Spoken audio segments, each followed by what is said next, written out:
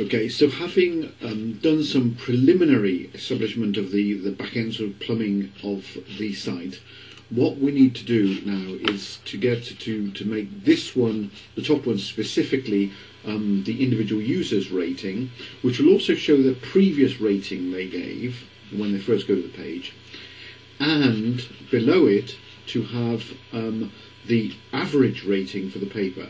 So let's kind of go back into the rate.aspx designer page. So let's just kind of sort of like type in something like here. The first one is your rating for the paper. And here we got our submit button, and so text currently says button submit my rating, okay, and then in the other one I'm going to have just some like average rating for paper, okay, so such that now it looks something more like this. Okay, when the designer finally appears, it's going to look more like, so your rating for the paper, average rating for the paper. Okay, so that's how to now. So now then, let's now create some functions which are going to be the ones which will give us the average rating of the paper. So let's go back into the code behind. So we've done a function called rate paper. Okay, the next function we're going to create is a function which will give us the average rating. Okay. So the average rating. Let's just create a function. We're going to again try to make them as self-enclosed as possible. These functions. So I'm going to a function called get average user rating. We're going to pass in the database connection as before because we're going to connect to the thing. And the other thing we need to know is really what paper we're actually covering. Okay. So those are the only two variables we need to be able to find out what is the ratio. And because it's a function, it'll return a variable. So I'll just put end function here, so we know what we can close the function properly. Now then, so what I'm going to do is now create the SQL, okay, where forward to getting an average value, okay. Just for speed's sake this time, I'm not going to use the proper kind of can add with parameters and parameters add with value. I'm just going to kind of do it in quite a sort of quick way here, where I'm just kind of typing in the thing, and the value is just going to be appended to the SQL. Okay, so dim average SQL as string. Select now. Here we do. This is a function in SQL called average AVG. Okay, AVG, and you put that around the field you want to average. Okay, so select average rating as rating average. So if you like, what we're returning is a record set which does not come from exactly a table. We're creating a record set which has only one field called rating average, essentially, and that's what's going to get returned to us, okay, when we've run this function. Select average rating as rating average from user paper rating, okay, where the foreign key ID of papers is paper ID. So that we know the paper ID because we're going to pass that in as being one of the parameters to this function. Okay, the actual the primary key of that paper in the papers table. Okay, so if we do that, that gives us our SQL. Okay. So then we need to create our command object. Okay, before we kind of can truly ask the database a value.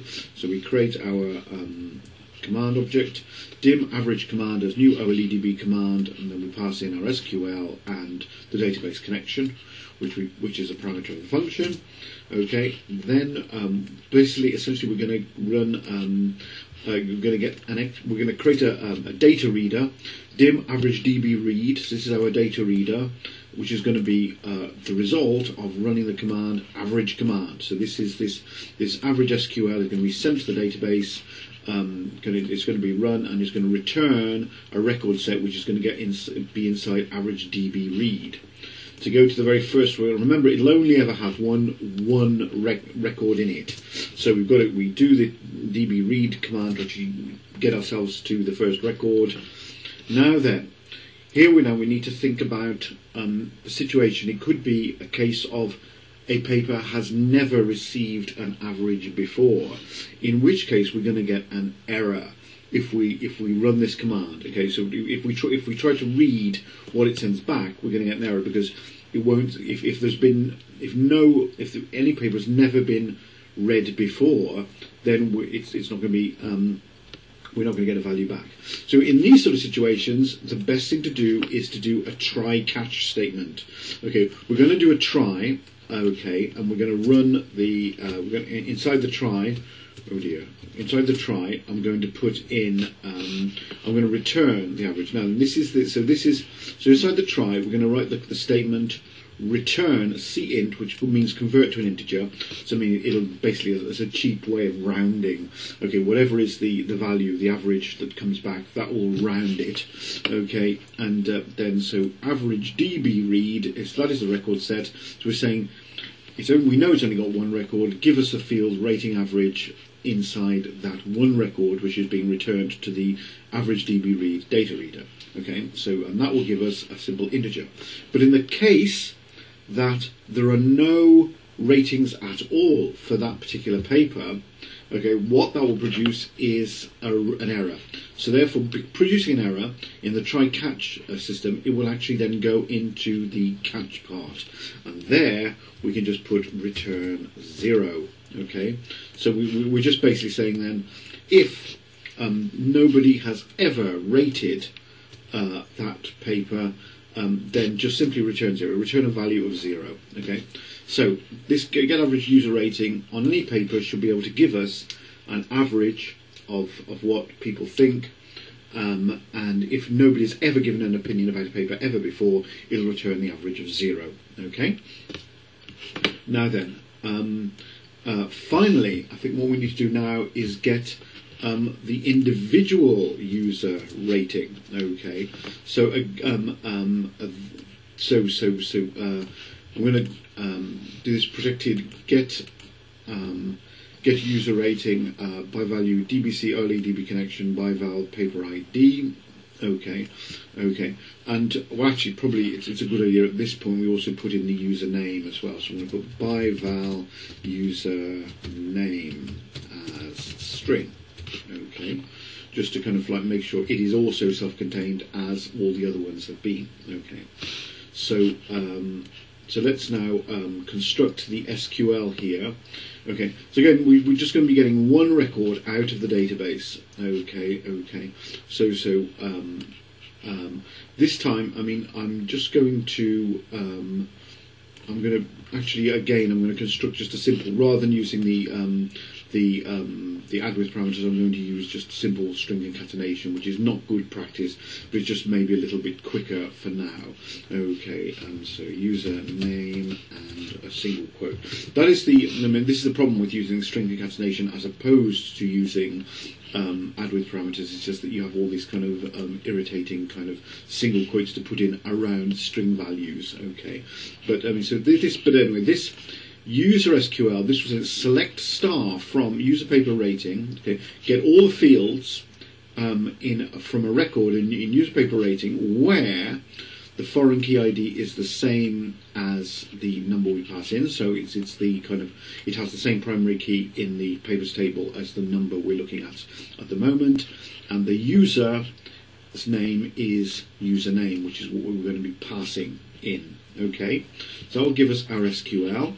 Okay, and then as per usual, we need to create a record. So I'm going to just create a record there. Create a database command object. Okay. So now and then I'm going to create a data reader. Okay, and we're just going to run the function just as we did above. We're going to create a user rating reader, which will be the result of running this command against the database.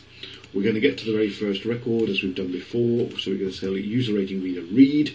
Okay, just as in the previous example we called it average DB read, we're going to have user rating reader read here. And again, we're going to do a try catch. In the case that this user has never given a rating to a paper before, we're going to enclose our query around inside a try-catch kind of expression. So if I just copy and paste this try-catch here, so return C and user rating reader rating, okay. Oh, okay, sort of like, because the rating, remember, is the field in user paper rating which has the value, okay. And so if this user genuinely has put in a rating before, then that is what we're going to see, okay. And if they haven't, then we're just going to return a 0, okay. So we've created these two functions now. We're going to get the average user rating. That goes to the database, finds the average of what everybody's put in regarding this paper, okay. And then the other function, which I need to actually close up with an end function statement, will give us the score that the individual has given, in the case they've given it before. In most cases, they will never have given a rating before to a particular paper. But in the case that they have, what we'll see is the previous rating they gave to the paper. Okay, such that, now then, let's go back into our page load. Okay.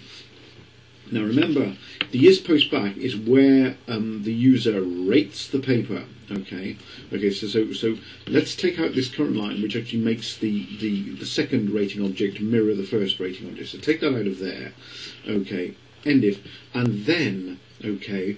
Then before anything else, then we're going to be setting these two rating things. So rating 1, remember, is the user, what they have previously given to the paper. So if I call this one then rating 1 dot current rating equals, okay, and then it's going to be the name of the function we've called before, get user rating. So it's going to be get user rating, open bracket. So database connection is going to be OLEDB_con. Okay. The paper ID is going to be session article ID. Okay. So like okay. And the username is going to be user.identity.name. Okay. So that's the current rating set. So that's the users, you know? And then rating 2, which is the average current rating, is going to be equals get average user rating.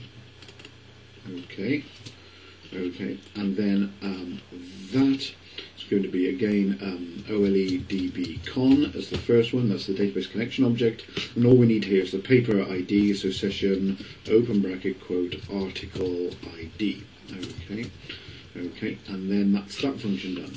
So now, what happens is, okay, so in the case of a postback, which is only caused by the user submitting a new rating, we get this command run, rate paper. In every other example, if it's not a postback, meaning that you've come to the page for the very first time, regarding this particular paper, then essentially the article ID is getting reset. Okay, so whatever is the ID of the paper that you're going to make a comment about, okay, then the article ID session variable is being set. So that being done, okay, then in all cases, whether you've just posted back or whether you've just arrived at the page for the very first time, the session article ID will have been set.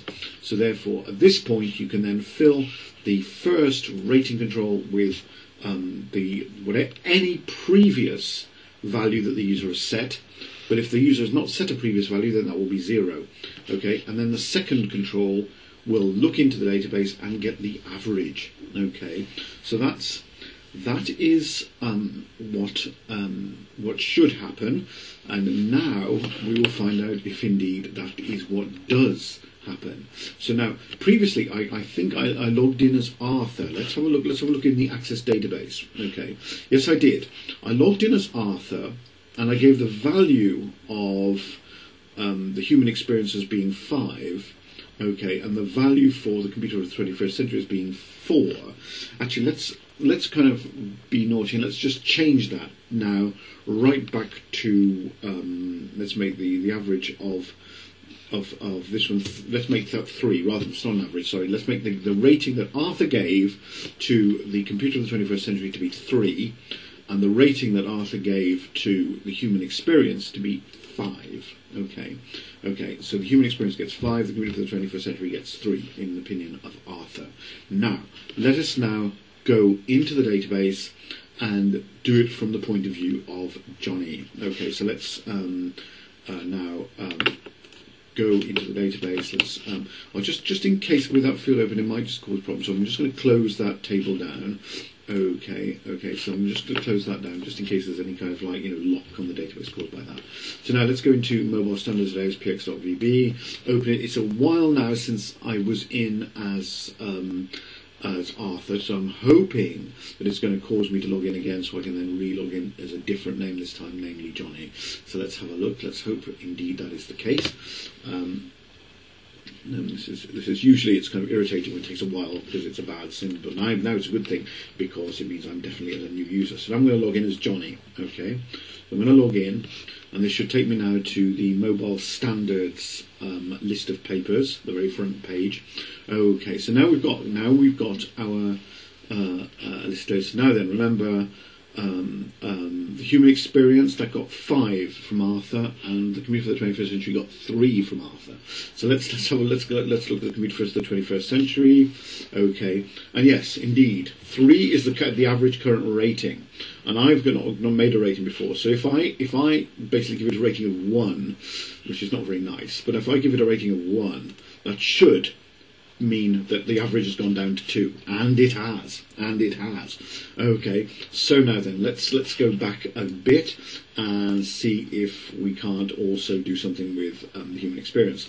The human experience, okay, currently, because Arthur gave it 5, it's currently got an average of 5. Okay, so if I give it an average, if I give it the mark 3, its average should go down to 4, I think, and indeed it does. Okay, so that is what has happened, and if let's just check in our database that is indeed the case, that we've indeed caused that to happen, and there you see it has Arthur, Johnny, and those with their differing evaluations of these papers has caused the average to change. Okay, so ultimately so we've managed to do that. Then ultimately we've created an averaging system for this website using these techniques. Now, I mean, of course, if you had more time, I mean, it's not, you wouldn't want all your ratings to be hidden in a specialised page away from the main page. You would want those ratings to also appear in the main page, because then it gives people a very good idea. And you'd also want maybe to be able to sort based on ratings, so the best papers come first, etc. Of course, all those things would be wonderful to implement, but basically I'm trying to teach you the principles rather than to actually produce a superbly brilliant research teaching database. But anyway, this is you've seen now how you can put ratings in. Ratings are one of the most powerful things that you can do in a proper Web 2.0 website. And you can thereby establish, what people genuinely feel, and you can then give extra added value to content by virtue of the fact that people rate them. So that's how you can implement ratings in ASP.NET.